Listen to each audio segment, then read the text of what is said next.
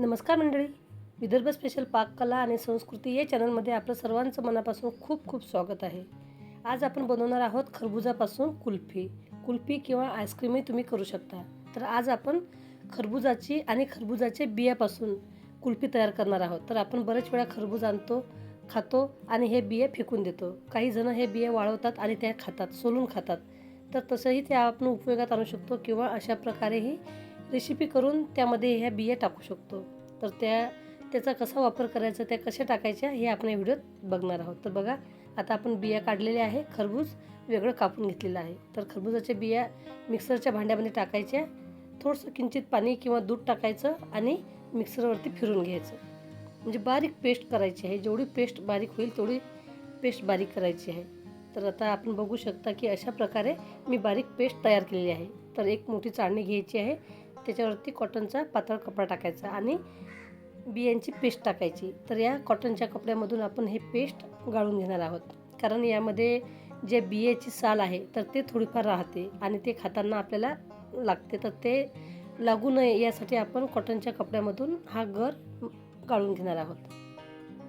तर ही क्रिया करणं आवश्यक आहे. तर बघा, आता गर मस्त गाळून झालेला आहे, म्हणजेच बियांची पेस्ट गाळून तयार झाली आहे. त्यामध्ये 2 ते 3 चमचे दूध टाकलेलं आहे आणि व्यवस्थित आता ते मिक्स करून घेत आहे. परत त्याच भांड्यामध्ये भांडं धुवून घेऊन त्यामध्ये खरबुजाचे फोडी टाकले आहे आणि त्याचीही बारीक पेस्ट तयार केलेली आहे. गॅस पेटवून पॅन ठेवलेला आहे आणि त्यामध्ये खरबुजाचा ज्यूस टाकलेला आहे. गॅस मिडियम ठेवायचा आणि सतत या ज्यूसला ढवळत ठेवायचं आहे, हलवायचं आहे, जेणेकरून ती बुडाला लागणार नाही. तर अशा प्रकारे आपल्याला हा ज्यूस शिजवायचा आहे. मस्त ऑरेंज कलर आलेला आहे. त्यामध्ये आता मी पाववाटी साखर टाकलेली आहे. खरबूज किती गोड आहे त्यानुसार साखर टाकायची आहे. काही काही खरबूज खूप गोड निघतात, काही काही फिके निघतात. त्यानुसार आपण यामध्ये साखर टाकणार आहोत. तर मी पाववाटी साखर टाकलेली आहे. परत आता ज्या बिया आपण बारीक केलेल्या आहे त्यामध्ये दूध टाकलेलं आहे, तर ते मी चाळणीने गाळून घेत आहे.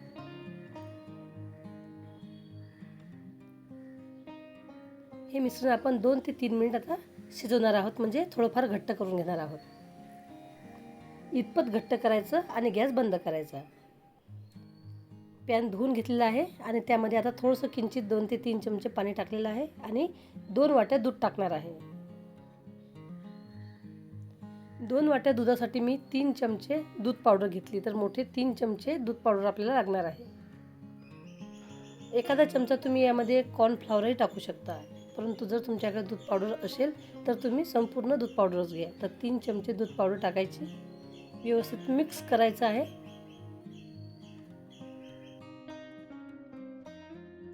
आता गॅस पेटवायचा आणि हा पॅन गॅसवर ठेवायचा आहे. लो गॅसवर आपल्याला हे दूध उकळायचं आहे, घट्ट करायचं आहे. जसे आपण बासुंदी तयार करतो त्याच पद्धतीने आपल्याला हे दूध आटवायचं आहे. दुधालाही आपण सतत ढवळायचं आहे, आजूबाजूचं काढायचं आहे. यामध्ये आपण टाकणार आहे अर्धी वाटी साखर, किंवा तुमच्या चवीनुसार तुम्ही कमी जास्त करू शकता. तर आपण बघत आहात दूधही मस्त घट्ट झालेलं आहे.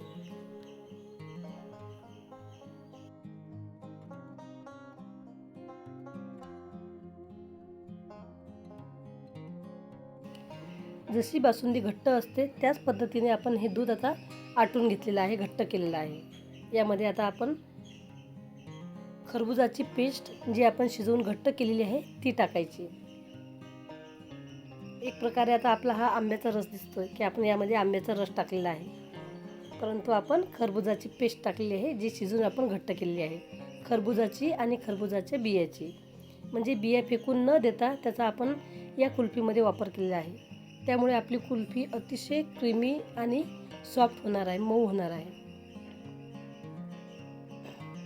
आता हे मिश्रण मस्त एकजीव करायचं आहे आणि 3 मिनिटं शिजवायचं आहे, जेणेकरून हे मिश्रण मस्त घट्ट होईल. तर बघा, आता गॅस बंद केलेला आहे आणि हे मिश्रण मस्त घट्ट झालेलं आहे. मिश्रण पूर्णपणे थंड होऊ द्यायचं. परत आपण मिक्सरचं भांडं घेतलेलं आहे, त्यामध्ये मिश्रण हे टाकायचं आहे. त्यामध्ये आपण थोडेसे काजू आणि बदामसुद्धा टाकणार आहोत. तर 5-6 बदाम, 5-6 काजूचे तुकडे टाकून हे मिश्रण आपण मस्त बारीक केलेलं आहे. पुढचा व्हिडिओ काही कारणास्तव स्किप झाल्यामुळे तो दाखवू शकत नाही.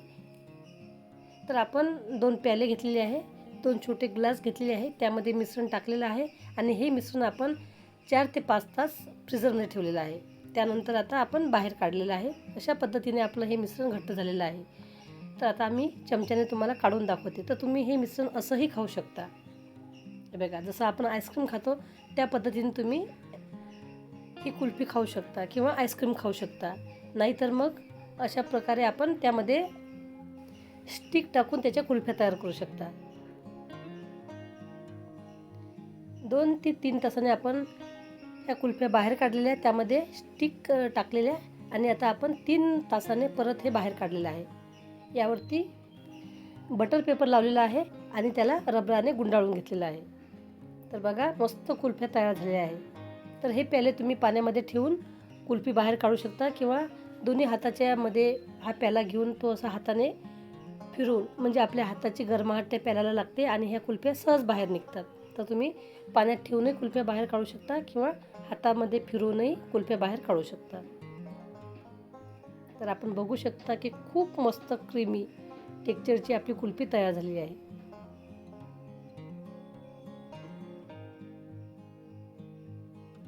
अतिशय भन्नाट चवीची आणि थंडगार तसेच हेल्दी कुल्फी आपण तयार करू शकता घरच्या घरी, कमी साहित्यामध्ये आणि चव अप्रतिम आणि पूर्णतः नैसर्गिक.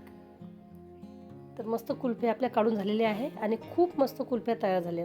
यावरती थोडेसे काजू, बदाम, पिस्त्याचे काप टाकायचे आणि मस्त थंडगार कुल्फीचा आस्वाद घ्यायचा.